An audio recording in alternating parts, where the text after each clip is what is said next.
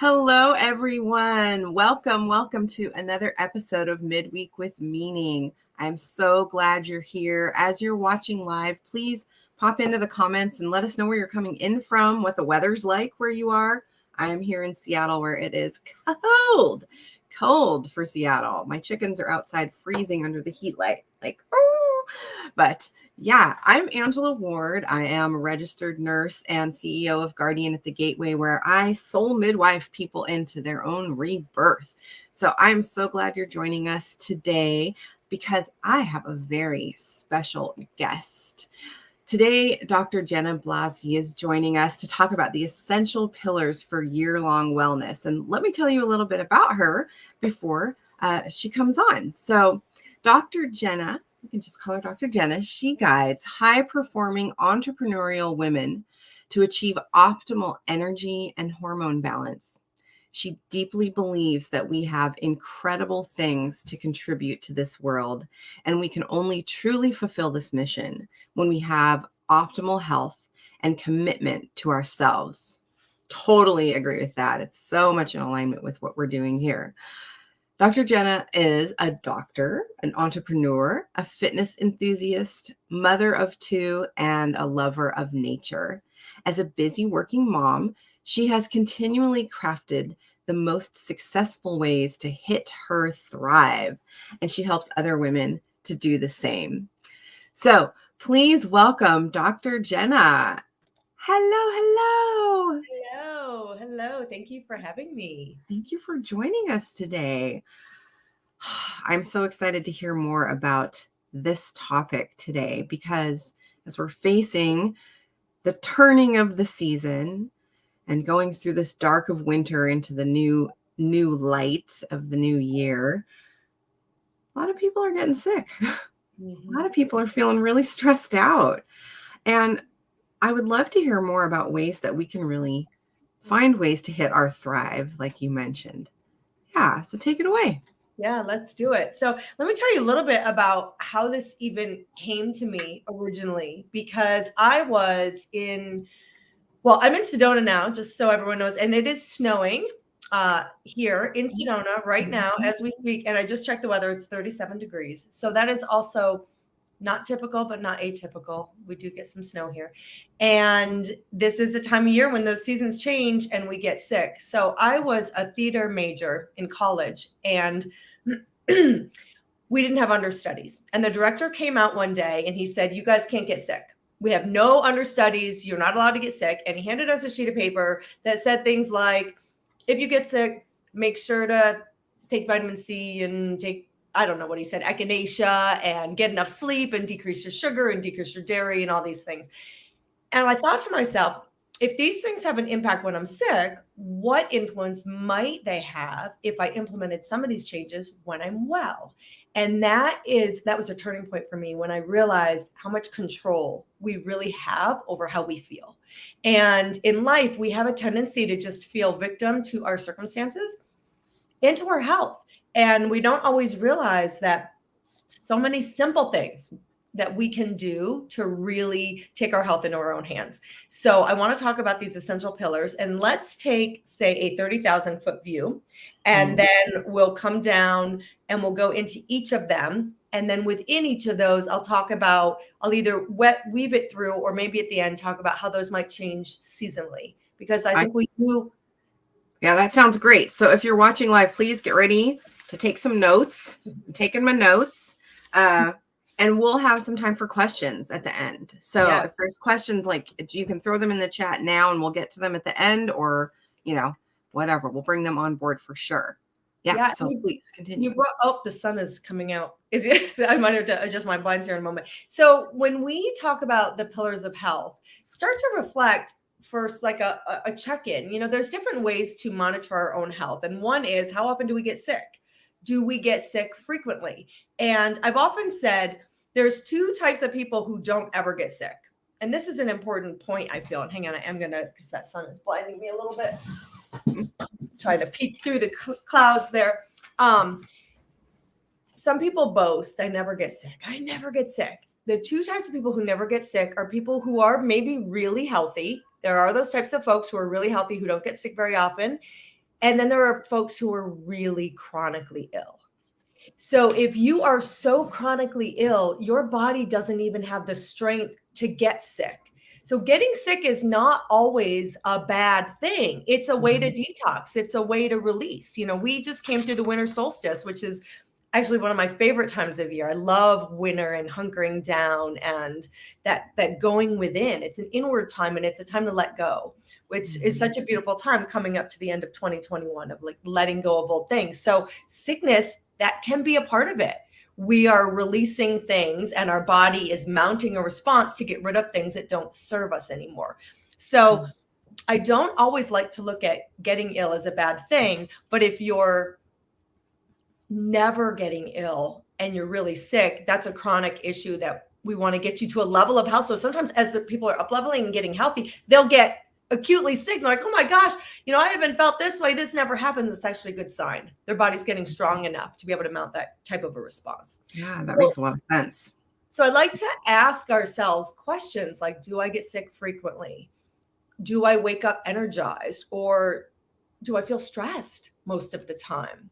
Do I feel joy and gratefulness in my life on a regular basis? And we can also look at the emotional piece. Do I feel that I get triggered often? Do I feel that I'm losing my temper often? These are all signs of not quite being in balance, right? So we can look at the mental, emotional, the physical, and even the spiritual. So if you look at your life and you break it down into those aren't the 4 pillars I'm going to cover today, but they're integrated into all the pillars. So the physical, do I get sick frequently? Is my skin breaking out? Do I get headaches regularly? Because I also want to say that there's much that we accept as normal, and it's not normal. It's common. I had a patient recently who her period pain got so much better. She was like, "This is fantastic. Like I'm healed."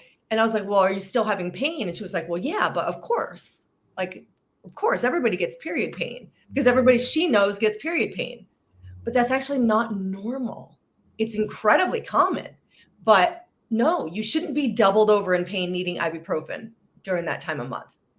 Menopause shouldn't be this horrible experience emotionally, mentally, physically. Like there's things we can do about this. So there's the physical piece, the mental, emotional. I'm triggered. I'm irritable. I feel rage. I notice it like when I'm off balance, I'm short with my kids, or I just feel inside. I'm like, oh my gosh, please leave the room before I lose it. And nobody wants to feel that way, right? Towards our partner, towards our kids, towards ourselves. It's not a nice feeling. And then spiritually, our purpose. If you have a lot of things in line, but you're really not living your purpose, you don't have joy and gratefulness daily. You wake up and you're like, oh, another day. But maybe you physically are okay. Maybe mentally, you're okay. That's also not living in our optimum wellness. I'm going to get a little sunshine. I love your halo right now. Halo, yeah. Pretty magical. It's pretty magical. So we want to check in. Go ahead. Yeah. So I have the pillars.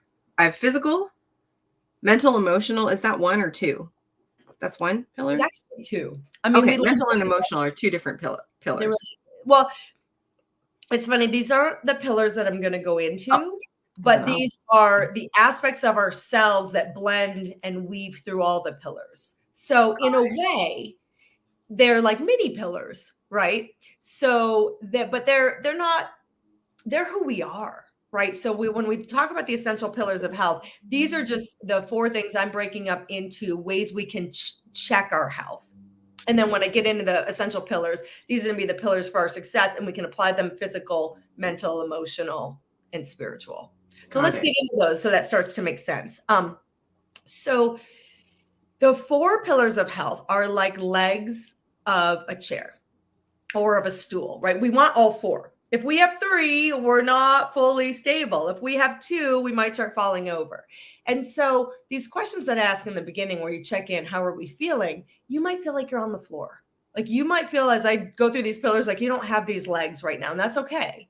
We all have to pick one. And that'll be my goal with the takeaway. So what do you need to start with? So in Ayurvedic medicine, which is, a lifestyle of health and wellness and balance, they refer to these 4 essential pillars. Okay. So they are nourishment, So I'm going to do all of them and then we'll come home back in. Nourishment, movement, sleep. My hands are not in the screen. Sleep and sacred space or meditation. Mm-hmm. There are different ways we can look at the essential pillars of health. And sometimes you'll hear them with a fifth. When I work with people in my practice, I do them a little bit differently because I include hormones and detoxification. But I want to go with these broader lifestyle pillars first. Now, sometimes you'll see nourishment written as nutrition.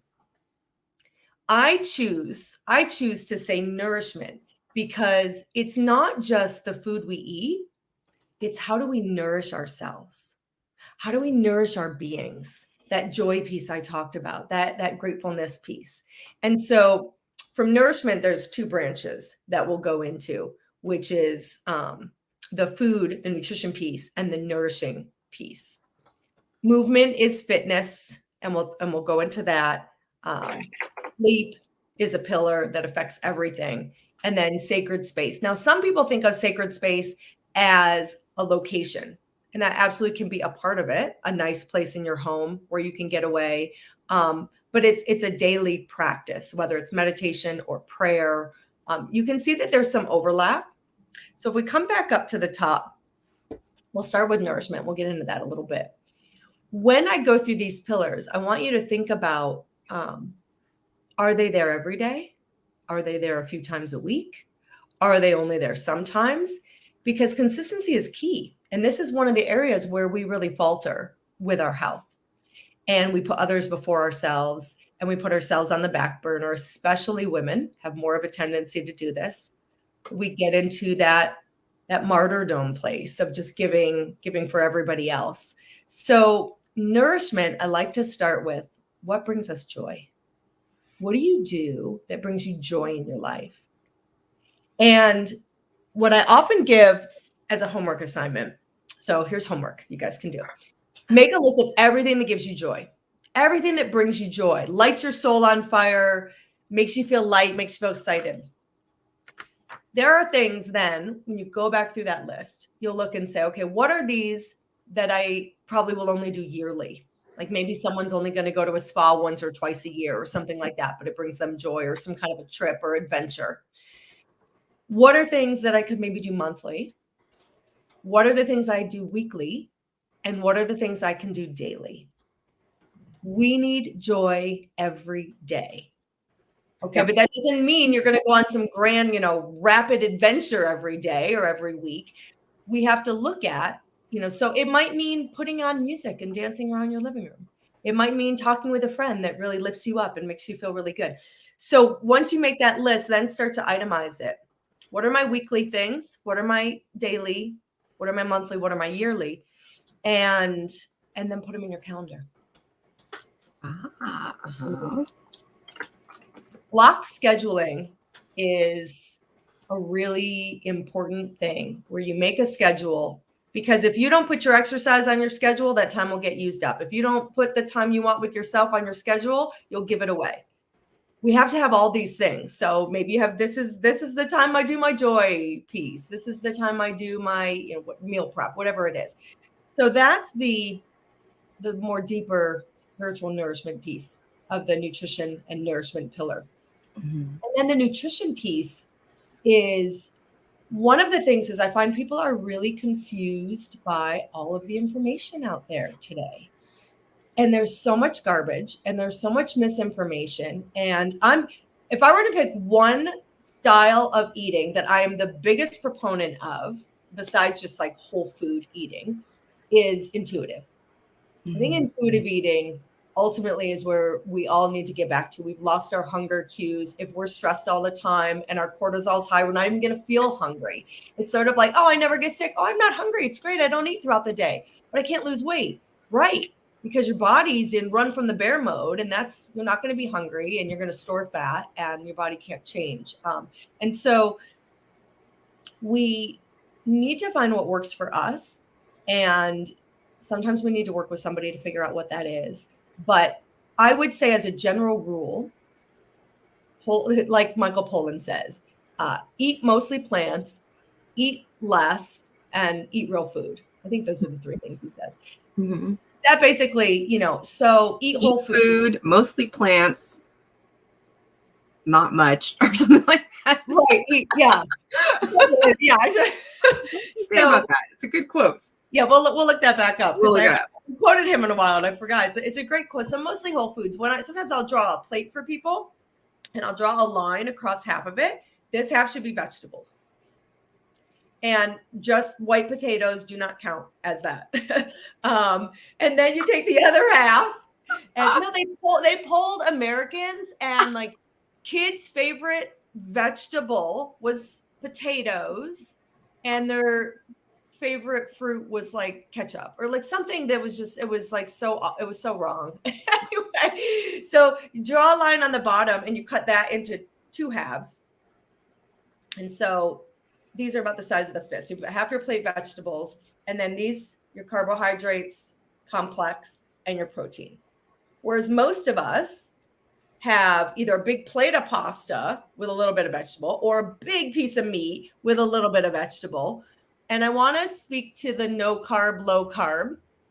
And this will piss some people off, but hey, guess what? We need carbohydrates. We need carbohydrates. And all the super keto, super paleo people, look, if you found something that works for you and it's actually sustainable, great. I'm not out to change what's working for people.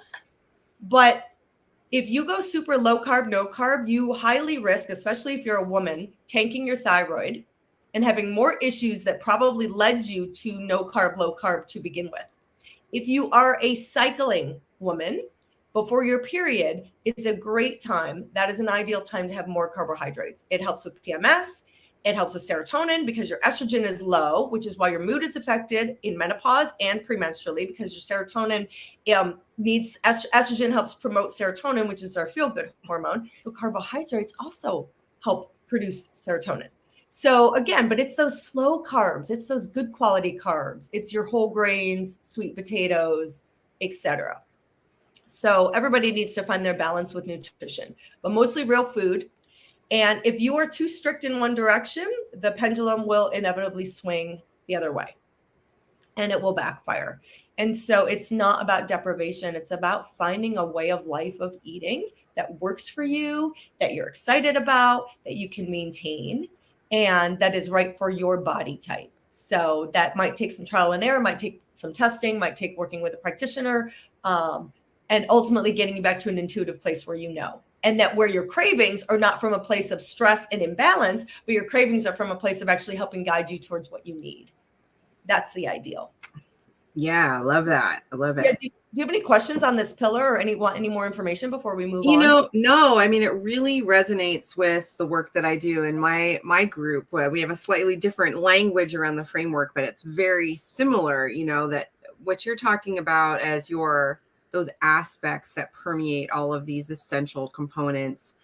I think that some of us get very skilled, like let's just say talking about nutrition, people get really rigid around a protocol, let's say, so they understand the idea of the math, let's say, just the math and all that stuff, but if they lose that joy aspect, or they lose that, some of the ways that they can trust what your body is asking for outside of that stress place. And we've, especially as women, have been conditioned to not trust what we think we want to eat, and shame each other and ourselves around what those could be.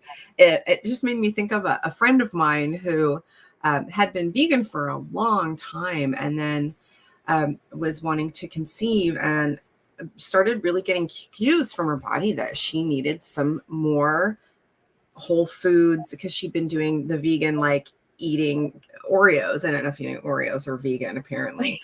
Yeah, but she went now they are, yes. They are vegan. But she got to a place where she was craving a hamburger just before she'd cycle, and she would go just allow herself to have a hamburger and the bun, and then just started incorporating more whole foods into her diet, and it just really has helped with, even as you mentioned, people having pain and discomfort with their cycles. I watched my friend change by allowing herself to shift into a more intuitive eating pattern. Yeah. I mean, or letting go of some of that rigidity. Yeah. Right. And so, and knowing with the cycle. So I'm glad you brought that up, because like we talked about winter solstice. So winter is the new moon. If we're looking at cycles of the new moon kind of represents winter. And if a woman is cycling, then that will be her menstrual period as in period of time, but also her period. And then right before that, the autumn, the fall, the leading up, when we're coming away from ovulation and we get into that more inward energy, things change. So her craving red meat before her period is not uncommon, because it actually is the body's way of preventing anemia, especially if there's a heavier period that's about to come. And so if she had been a vegan who was doing a healthier version, right? Because there's a lot of like fast food vegans. So you can be a meat eater and eat healthy or eat crap. You could be a vegan and eat healthy or eat crap, and everything in between. And so to know that if she had been someone, because some people are like, I'm not going to change, like maybe they're vegetarian for spiritual reasons and that's not going to give. Well, then great. If you're craving something, know that look for those vegetarian sources of iron. Lentils and apricots, and look at high, whatever food within what you're comfortable eating, knowing that that's a time to stock up on those. So this time of year is a great time for soups and stews and root vegetables and warming foods. And we're going inward. It's a great time for journaling, so things that bring you joy. Like if you don't know, like some people are so removed from it. It's like, just start journaling. Just start writing it out, trying to get back in touch with those pieces. Yeah. So yeah. And rigidity, it's just really not usually an answer to anything. There's discipline and there's commitment, but not rigidity. Even within an eating plan, I don't eat healthy. I don't make, 100% of the time, but it's not all or nothing. And that's where most people are at, right? I'm eating well, and then I'm not. And now that I'm not, I might as well eat the whole bag of Oreos, because I'm going to get back on the wagon on Monday. So I better really splurge. When we live like that, we're never going to find that balance. We have to be able to, okay, I'm having a cookie and now I'm done. And now I'm, having a healthier choice. Yes. The sun, it just wants to be on you. It's supposed to be on you.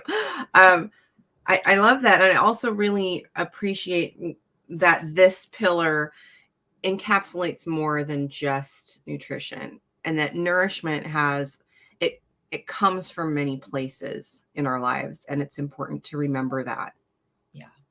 Yeah. And with nourishment, we can look at where do we need nourishment in our career? Do we need nourishment in our relationships? Do we need nourishment in our self-care? Does our emotional self, where do we need that nourishment? And before we move on, that's the temple bell saying, pay attention. Where do you need other nourishment?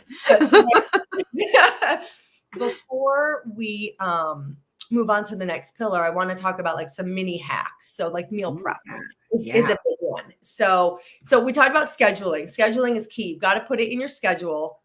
When people say, well, this is really important to me, it's like, pull up their calendar.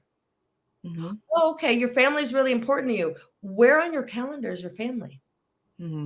Is it blocked out? If you look at my calendar, it's like, this is my meditation. This is my special time with this for kid number 1. This is my special time with kid number 2. This is my date night with my husband. This is when I exercise.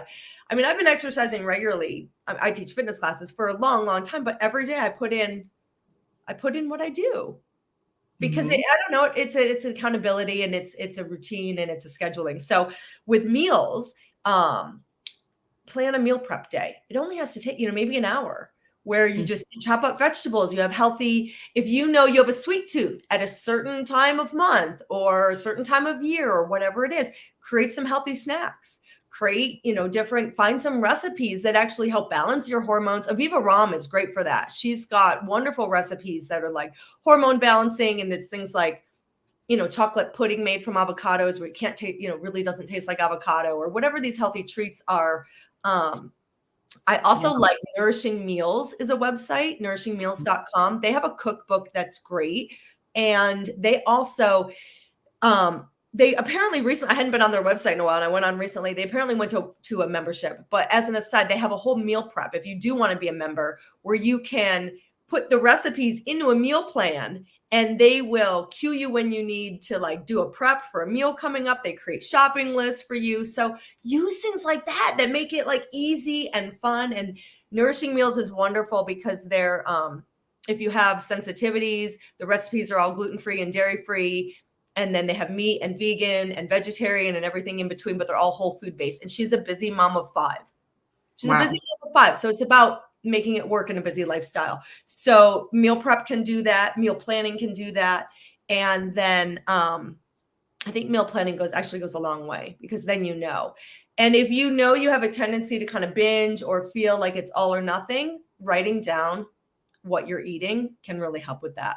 I'm not big on counting calories. There are times when I find it useful, but overall it's not something I resort to very often, but keeping track and writing it down when you're reaching for that. Like I could eat like a whole bag of almonds. That's not necessarily healthy either, even though they're almonds, right? Right. So if I am in a place where that's like, I feel out of control, I'll keep track, and that stops me from reaching usually. So I know I do just so much better when I track. And there's a million apps out there that make it super easy also. And you can pre-track, which helps me also, because I'm like, oh yeah, well, I made this deal with myself that I'm doing that. It's like time blocking in a way, sort of. Yeah. And when I don't, around Christmas, it's like, woo, things can just slip really fast. Really fast. And that might be a time. And that's the other thing I wanted to say is, when you look at these pillars, look at which ones are missing for me and which ones do I have trouble maintaining, because you want to kind of see your pitfalls. If you know that the holiday is a time, then maybe you decide, I'm going to track during the holidays because I know that's going to keep me on track, or I'm going to prepare lots of healthy things, and I'm going to make sure I drink lots of water and eat something before I go to this party, and like start to know where your pitfalls are so you can set yourself up for success. But then also allow some enjoyment, but try not to let it be this sort of downward spiral where it's like, okay, great, I'm having this, and now I feel a little lighter today. I'm going to go lighter. Yeah. So, yeah. Love it. Right. So movement. This is another one. You got to find what you love. Oh, my necklace came off. So it's interesting because I teach fitness classes. My mom hates exercise. She's always like, how are you, my child? And so if you don't love exercise, there's, find it, whether it's dance, whether it's whatever. The other mistake that I see people make is feeling like it has to be a really long time. Oh, I have to work out for an hour. No. And in fact, there's research that shows that if you actually work out really intensely, and I want to come back to that of times when not to do that, but if I work out really intensely for 15 minutes, you actually get better results. This is why HIIT training is so big. There is a lot of research on the benefits of this.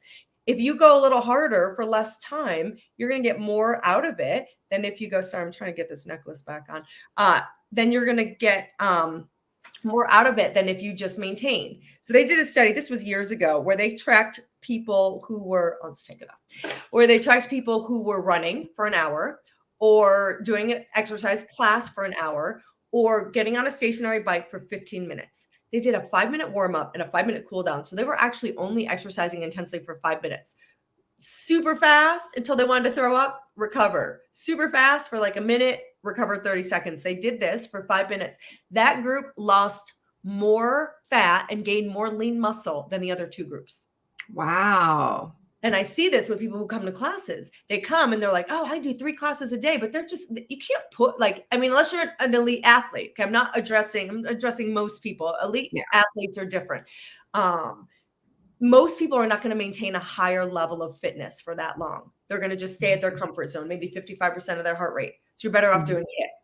So what I want to say about fitness is the same thing with the seasons. So, and with all the pillars, find what you love, do what you love, put it in your calendar.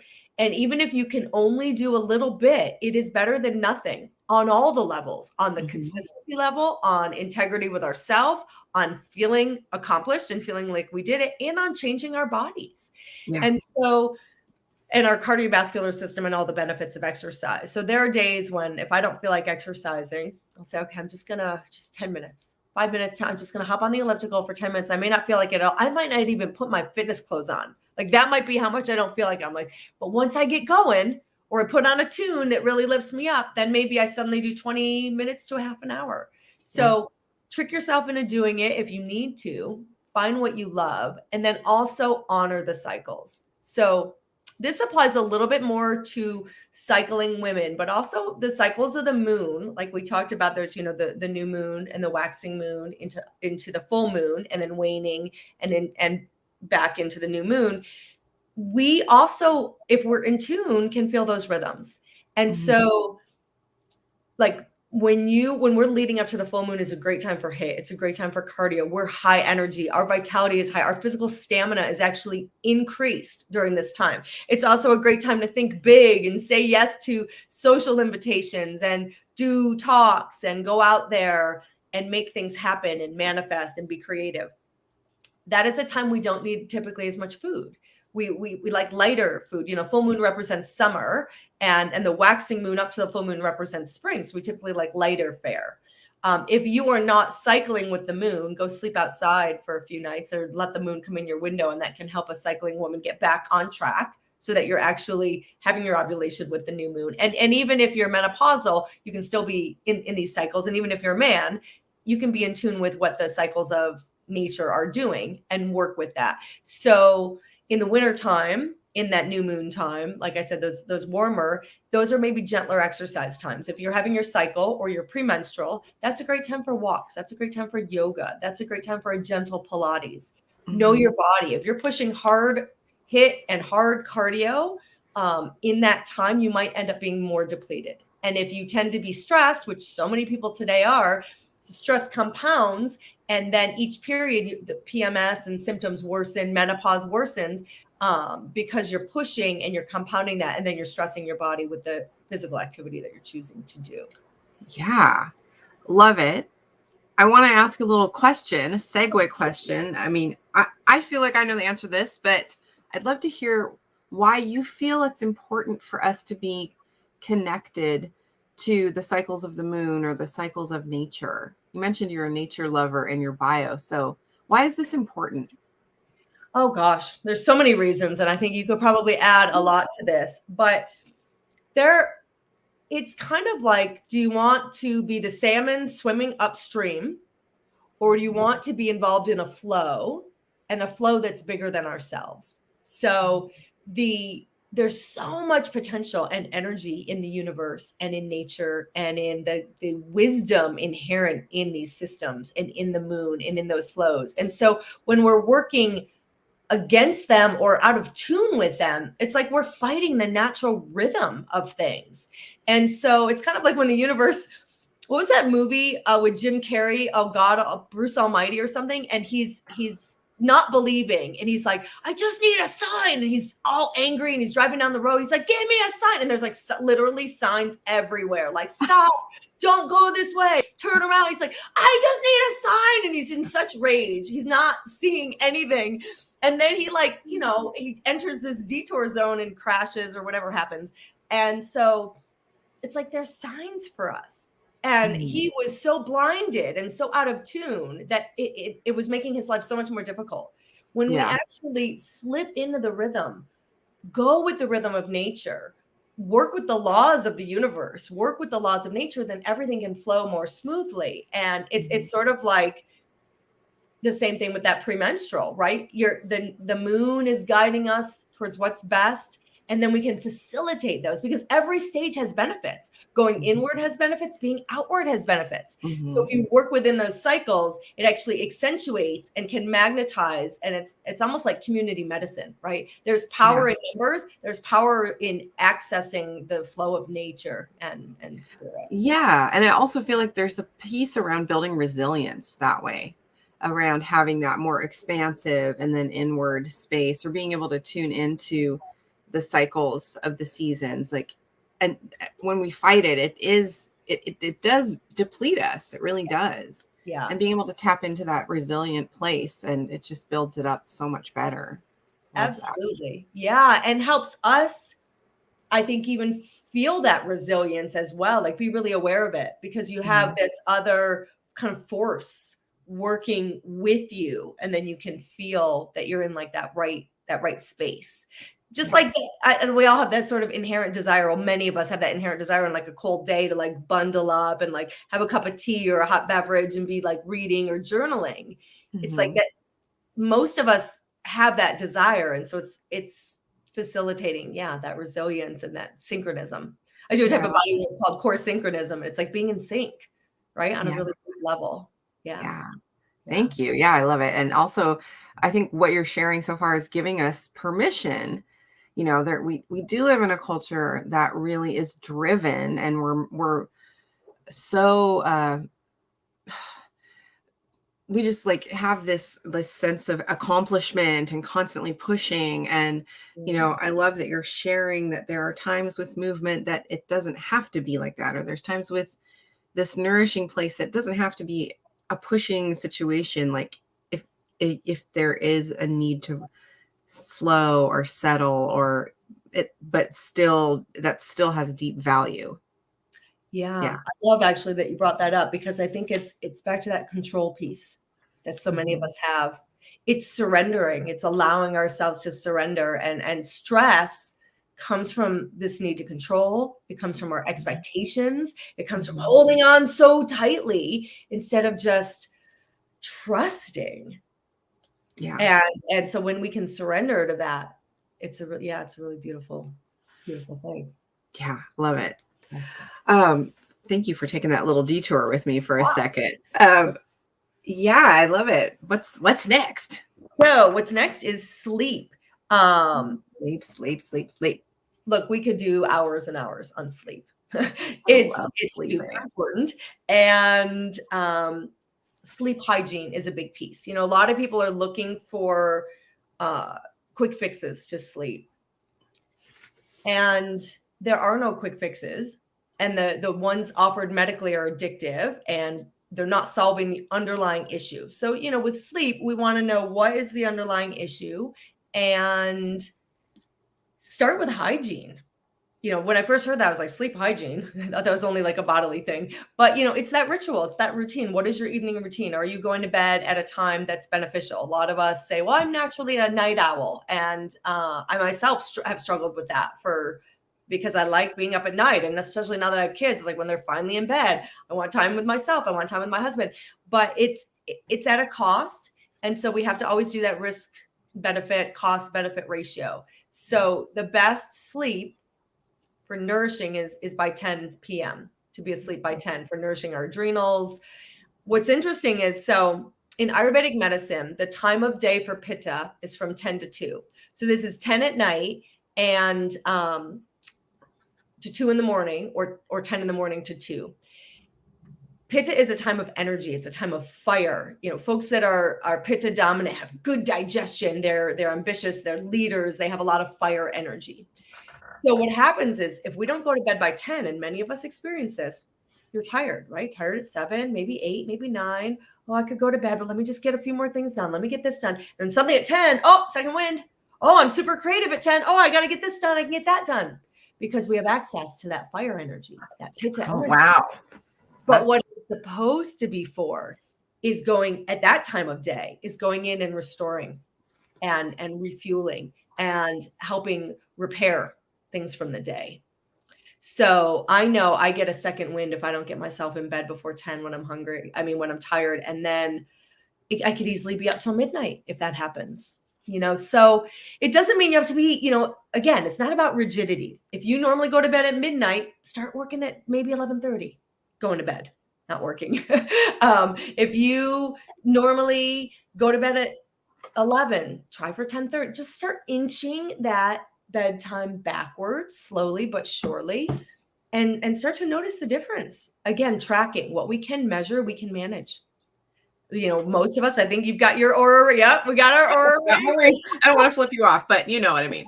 Yeah, that's been a huge change for me. Because, you know, we hear how important it is to sleep, but being able to measure and see what my body actually does when I sleep well and I don't sleep well, or if I drink alcohol before bed or exercise late, interestingly, or eat late, how it really affects my quality of sleep. And Yeah. when I get good sleep, it's amazing how much better all my markers seem to be doing. Everything, right. Yeah. And so it's like we want to look at that evening meal.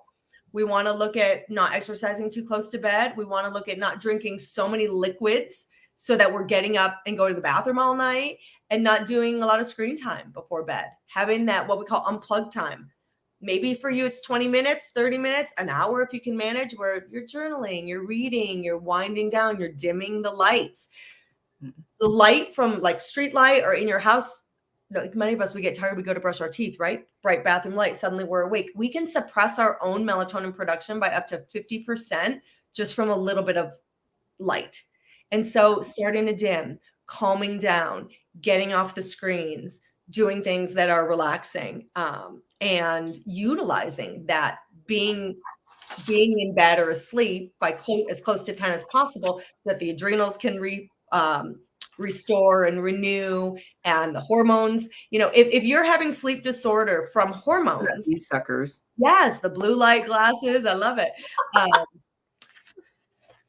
You can balance your hormones initially from just getting good sleep. So that's, there might be a hormonal piece. And in menopause, we might want to support that. Absolutely. But we want to look at cortisol. We want to look at thyroid. We want to look at all of the, testosterone, estrogen, progesterone, balanced hormones, but also just the basic sleep hygiene. If you start with these pillars, this is why if you start with these, then we see what's left.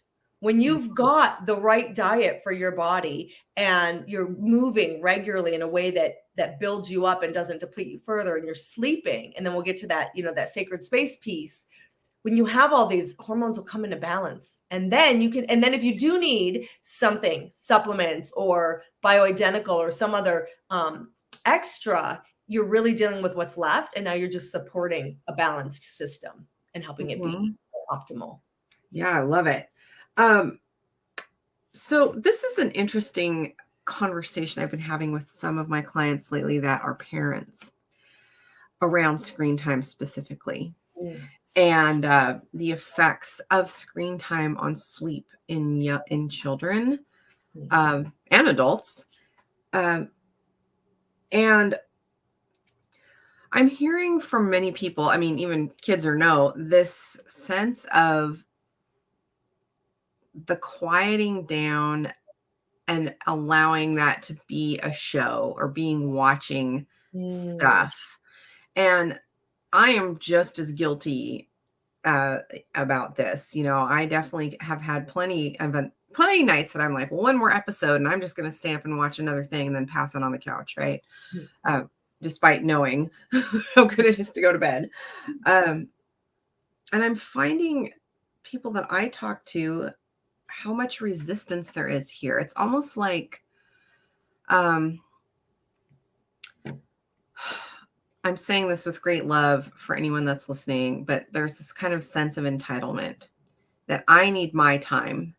And this is how I relax. And this is how I discharge. And so, and it's kind of translating to what their kids are seeming to think about screen time, that they're also entitled to screen time. And I really notice it's difficult for me to have a day that doesn't have screen time. I mean, especially because most of my work is online like this. And, we're doing a stream right now that is online everywhere. I'd just love to hear your thoughts about that and, how you are dealing with that in your own life. Yeah, that's a big, big topic. And I also want to say, anything I say is, it's not from a place of judgment. This is a hard, hard issue. Screens are addictive. And I believe and find research supports it's much more detrimental to little brains than we realize. And if we look at the times when I relax, and I also am guilty of wanting that, to screens, to a show, to a movie, I'm not usually in a great mood afterwards. Like, I don't feel typically uplifted and like, whereas when I get into bed and I'm journaling and I'm reading and I'm chatting with my husband, there's a loveliness to that is not the same as connecting through watching something. And one of the things I noticed as I really started up leveling my mindset over the last year is my desire for screens dropped dramatically. Yeah. Naturally. I mean, it was like, because at one point I was like, oh, we should do a screen fast. And I had that same kind of like when people think about giving up sugar and you have that like, ugh, and I felt like, ugh. But then I was doing all this beautiful mindset work. And suddenly I was like, I don't want to do that. I didn't even want to. It felt like I could feel what it was it was just a numb, right? It's a numbing. I just want to block everything out. So if you're super stressed, yes, it can seem relaxing to watch something, but you're not actually dealing with the stress. You're back burnering it. And so then might wake in the middle of the night and the stress is all still there.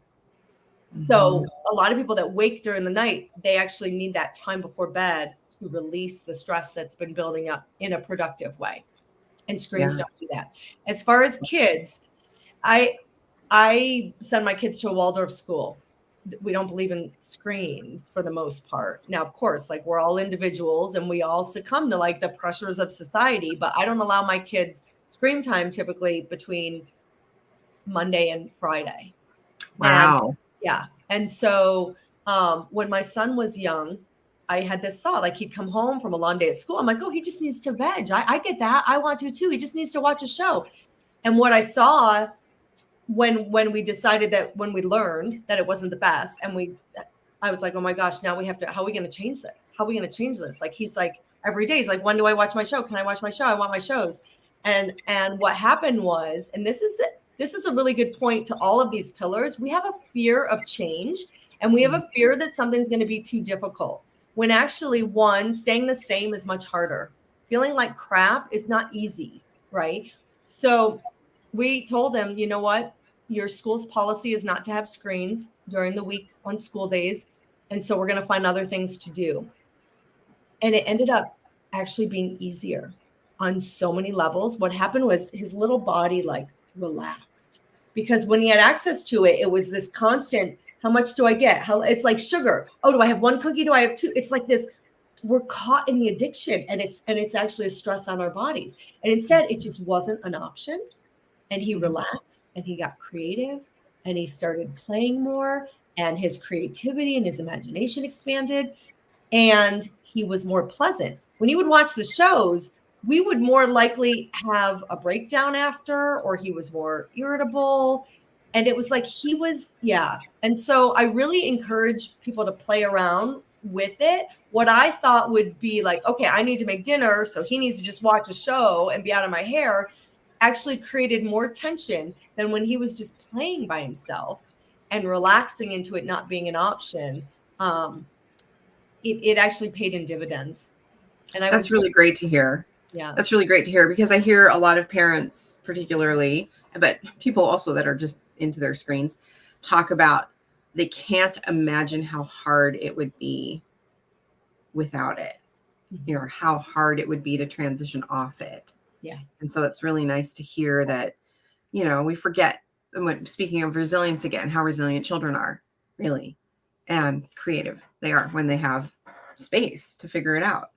Yeah. And how good we feel when we step away from the screens for a little bit. I mean, there's the work piece, right? We might have things like this that we're doing, but taking that leap and trying it, and then seeing how to work a balance, you know, where it's not an all or nothing. Maybe, sure, there's days if I'm not feeling well, maybe I need to sit my kid in front of a movie, you know. I mean, there's times, but and the other thing is, you know, what the kids are learning during the day, you really process that. And instead we're just pushing images into their brains that they have no control over. That's a really good point. Yeah. The mind needs time to integrate learning. That's great. Thank you for sharing that. So, and for us, as well, go to bed with us. Yeah. Nice. We have about 10 more minutes, and I know we still have a pillar. And we do sacred space. So, and this is the stress piece. And so I think it's a perfect segue, because how do we deal with stress? Do we deal with it with TV? Do we deal with it with, so sacred space, you might see as a pillar, listed as meditation, listed as sacred space, listed as stress management, you know, and I like to have room for everybody. It's like, if you're atheist, then, you know, sacred space is just time to quiet your mind. Like for me, it's connecting with source, it's connecting with higher consciousness, it's connecting with our higher selves. And to do that, we need to quiet the mind.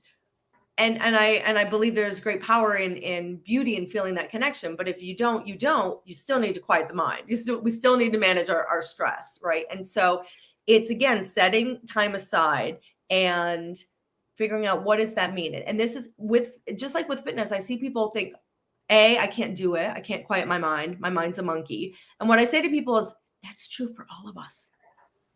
I mean, unless you're like a Buddhist monk, and there are not that many of them, stilling the mind, and I've had 2 natural childbirths, is the hardest thing one can do. I mean, for most of us, 99.9%, it's super hard. So find what works the best. It's not about perfection. Find what works the best. Is it guided meditation? Is it breathing? Is it, there's so many different types. I used to lead meditation at a spa, and I would take people through several different types, and everyone had a different one. Like, that one worked the best for me. That one really worked. So play around with it. If you're doing a guided meditation, you have to like the voice. You have to like the content. Yeah. Otherwise, it's like, it's not going to work.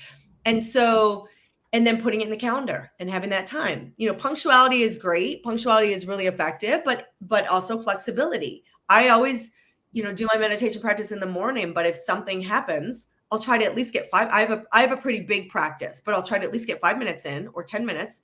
And then I might do a little bit more at night. Bookending the day is really nice. Now, if you have sleep issues, doing it at night is great, is optimal, because then you're releasing the tension from the mind, you're releasing the tension from the body. You might need a more physical one, where like there's the muscle contraction and release technique, which is really lovely. Start at your toes, work your way up. And so, just like with all these pillars, find what works for you, make the time for it, and be realistic. Don't overcommit, right? I have to meditate for an hour a day, and then you do nothing, right? Maybe you start with 5 minutes a day. Commit to that 5 minutes. Do it every day. Then make it 7, then make it 10, then make it 15. Or like with exercise, if you feel like doing more, you do more, but have that minimum. This is why I say with movement and with sacred space, have that minimum that you're always going to show up for, because you're keeping that commitment with yourself, you're establishing routine, and it benefits. When I was in college, I didn't know how to meditate. And so I used to just visualize myself somewhere beautiful. For me, it was on a raft on the ocean, and I'd feel the waves, and I'd feel the sun, and the smells and the scents. And my boyfriend, so I would do this before bed because I had insomnia, for 15 minutes, and I would do it to start my day. And my boyfriend at the time would know midday, he'd say, "You didn't do your meditation this morning, did you?" Because he was so much more irritating to me if I had not done my meditation. I love it. I love that. Ultimately, that relationship was not meant to be, but it makes a difference. We carry it with us through the whole day. We carry it with us through the night. So if you have sleep issues, do it at night. If you have a really high stress life, do it in the morning. Wake up just a little bit earlier if you have kids, before kids. Make it happen. Do both if you can. And so with all these, be realistic with the goals. And I don't mean that in a way to undersell ourselves. Like, shoot for the stars, but be realistic so that you can attain regularity and then build on that. Know your strengths and weaknesses. Like I said, try to figure out those pitfalls. What are going to be the pitfalls that you can navigate and preemptively do something about, right? And then, of course, address any underlying health concerns that are actually like affecting your ability to move, or to have balanced hormones that are affecting your sleep, and those other pieces. So. Oh my God. I feel like we could keep talking for another hour easy. I know. I love it. On each pillar. So I freaking love it. I mean, and I love that you bring sacred space up. And I know that at the very beginning, you kind of also mentioned that it was like a physical space in a way, which we didn't really talk much about. But I do find also that if my space isn't, if I don't have a sacred space that's energetically quiet in a way that I can't, it's really hard for me to get my mental state there. Yeah. Very much. My office is a little post-Christmas chaos still. So it's like, whew, not the most relaxing at the moment, but yeah. And that is, knowing that, it's like I used to say, well, I can't study till I clean up. Right. And it's like, okay, maybe that's true, but then also do the thing. And then the thing might motivate you to then create the space. Like you don't have to have that space. I used to meditate when I was in naturopathic medical school. I meditated in my closet. And yeah, I just had a little pillow in there, create a little space. Fell asleep a little more often than I'd like to admit. You know, I wanted to have a band that I could like hold my head up at 4 a.m. But wow. I love that. I love it. I wanted one. So are there any questions that I know we only have a few minutes? Oh yeah, let's just leave. I didn't see any questions come up yet, but if you have questions, please pop them in the chat. I feel like there was just such good information that you shared. That's like a lot to think about. I guess kind of a question that I have is, you spoke earlier about the difference between, hang on, I wrote it down because I was like, oh, that's so good. Give me a second. It was about discipline. Discipline and versus rigidity. So I am really good at putting shit on my calendar, and sometimes I'm better at it than others, but sometimes it causes a bit of a feeling of rigidity for me. And I have had a few clients I've worked with where they've done more time blocking and it actually makes them feel pretty anxious.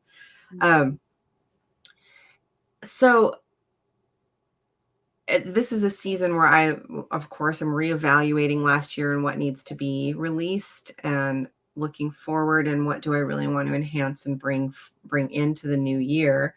And always that includes looking at my schedule and revisioning the time blocking situation. And I just wonder if you have any suggestions about how to develop this with softness, but still being able to carry that sense of discipline through. Yeah, that's a beautiful question. And a real issue, right? So I think it's part of that control and that surrender piece. So looking at, if you think it's realistic to exercise right now 3 times a week, to only put it on your calendar for 3 days, as opposed to every day, and then not meeting that. So first off, I would start with like, create an ideal calendar, like where you want to go. And that can be the vision, right? This is how I want my days to look at some point. Then maybe come back to what's realistic for me right now.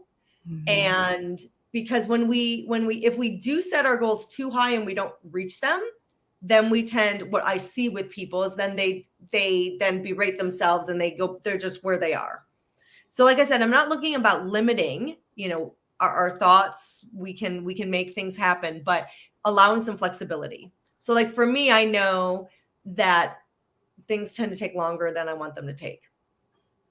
I get distracted a little too easily. Something I'm working on. I'm hoping to bring more focus into 2022. So when I'm doing my calendar, there's a range, right? So I'll say, I'm going to exercise from, 10 to 11, but maybe it ends up being 11 to 12, or maybe it ends up being 10:30 to 11. I only got a half hour in, or whatever it is.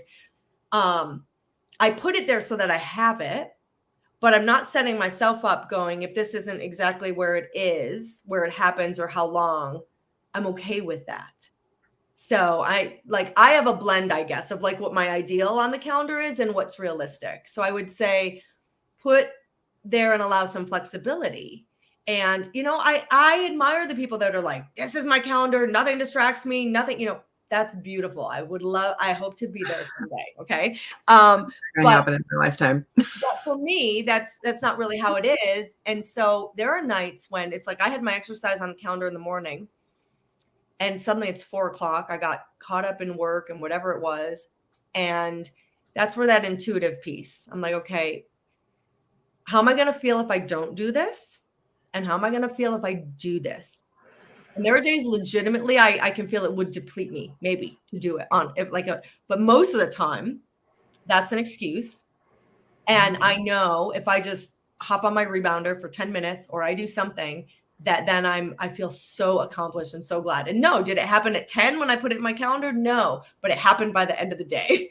I'm like, I love that. Done. I did it. And I feel that is a great question, is how will I feel if I do, and how will I feel if I don't?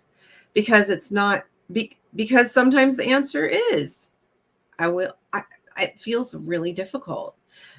And that makes me think that sometimes the question isn't necessarily the thing. Like the intention is movement, but you put on your calendar, go to the gym for an hour, and it hits 4:00 and you're like, there's no way that's happening today. But if I don't move, how will I feel if one question is, how will I feel if I go to the gym versus not? And then you're like, oh, actually, if I go to the gym, that will just fuck up the rest of the night. But how will I feel if I move or don't move? And then how can I meet the need that I want to feel around that? And keep that integrity with myself, that I put it on my calendar and I committed to it. And I let all these other things get in the way. Because when I get done at the end and I've done it, it doesn't matter that I did it at the end of the day versus the beginning. I'm so in my integrity that I made it happen, that nothing is going to stop me. There are times I've finished dinner and I'm like, shit, I'm putting music on and I'm hopping on my rebounder and it's only 10 minutes, but I am going to feel good that I did it. And I do. Yep. Know? Oh, so, yes. So we should all go jump on our rebounders for a minute after this. Yes. And those are the hacks. I mean, even in a conference, I'll turn my screen off for a little bit and hop on my rebounder or get on my elliptical while I'm listening, or at the 10-minute break or whatever it is. There was a woman I knew years ago. She used to put her house keys in her gym bag and drop them at the gym on the way to work. And then at the end of the day, when she was tired and didn't want to go to the gym, she had to go to the gym to get her keys. And then she would just work out because, of course, she was there. If I'm all swelled up and cold and I don't want to change into my exercise clothes and I'm like, oh, I'm cold because my house is a little bit cold in the winter, I just start the movement. I just start doing lunges. I just start the movement and then I start getting into it. And then I run upstairs and get my clothes on and come back and do more. So it's like, I love it. Know your strengths, know your weaknesses, and come up with hacks and don't let the mind do the excuse thing. When we get up, we don't go, I don't feel like brushing my teeth. And we don't get into a whole conversation about, I don't know if I want to brush my teeth today. No, it's habit stacking. It's building habits in that then they just flow to the next thing. But again, not with the rigidity of like my schedule says, and now I'm stressed about, like probably ideally don't create a schedule that's stressful. Maybe there's an hour in there where you're like flex time or, whatever it is. It helps people we're definitely not looking to add to the anxiety. Yeah. I just wanted to share what Elena just added. She said, I'm at the point where I ignore digital reminders. Good luck. I'm still working on turning all of those things off. I think a dry erase board on the wall in my bedroom is something I'll try as a way to be more disciplined. Maybe I'll give myself stars and nurture my inner child. That sounds very joyful. That's like totally. Well, it actually made me think of when you said like people feel like it's too rigid. I would also just look into what was the programming? What was rigidity when you were little? Like if we feel like our schedule is creating anxiety and rigidity in us, what are maybe the underlying things from when we were younger where maybe, it was like, my dad was always like, had to be everywhere a half an hour early. I didn't acquire that. I ended up for a long period of time always being late because I resented that militant and then I kind of came back around to like the integrity piece of being on time, but it's been a struggle. So to her point, whatever works and feels joyful and feels good and gets you doing it. I find when I'm feeling overwhelmed, writing out the day, like when I was in medical school, it was like 10:30 to 11 shower, this time to this time, this time of the, and it helped me feel like I actually had a way to do what I needed to do. Yeah. It makes when I plan my day, well, we both probably create our days in similar ways, that gives me not like tight control over the day, but it gives me that high view awareness of what's coming and what's important and what is really essential for me to attend to, and also how I want to show up in those different places. Because I never want to show up to a client call like, oh, fuck, I'm late and I didn't even know, and like chaos. I want to be like, yeah, I'm grounded. I've done the things I need to do to serve and be here. And yeah, it really helps to feel much more of a manifester. And part of that kind of creating the day is that realism, right? What are the 2-3 key things that I'm going to accomplish today instead of these huge lists? That's what we have, these huge lists, and they just carry over. And then we just feel every time I cross something off, I'm adding something. So like pick a couple key things that you want to make happen. And actually, I wanted to address that with the pillars, because you might also feel like this is not about rigidity. If you're like, oh my gosh, like I don't, pick one. Just start with one. And maybe within that one, you pick one thing. Oh, I'm going to do a better breakfast. Like if your nutrition is all over the place, or, the joy piece, start with joy. Always start with joy. That's a good place to start, Start with joy. Yes, I like that. And nutrition wise, like I'm going to change one meal. I'm going to meal plan one, just make it doable for yourself and then build on. I love it. I love it. Oh, well, Dr. Jenna, thank you so much for this talk. I just love it. It's been so good. How can people connect with you if they want to know more about the work you're doing, or, what's the best way to be in touch? Yeah. So were we going to pop in the chat? Probably go to my website, them, and sign up for my newsletter. I've got a course coming up. It's actually going to take us through these pillars. And I haven't completely decided on the title, but I'll leak it here. I'm pretty sure the 4-week course is going to be called Let That Shit Go. And so we're going to go into the new year and go through these pillars and look at actually what can we release, and then we'll build that shit up and look at what we can build that shit go and build that shit up. You are speaking our language. You can get on a wait list with that by doing drjennablasi.com and at Dr.Jenna Blasi. You can follow me on Instagram. Okay. And then on Facebook, same. Dr. Jenna Blasi at Sedona, Dr. Jenna Blasi ND, Sedona Naturopathic. Well, are your socials all on your website? Probably somewhere at the very bottom. There, the very bottom. They can track you down if they go to your website for sure. Follow you on Instagram and all that. Wonderful. I hope you guys will all check it out. Thank you all for joining this week. What a fun conversation. Happy New Year to everyone. We'll be back next Wednesday with another episode, and I really look forward to seeing you all then. So thank you so much for you came, and Angela. Appreciate it. Bye.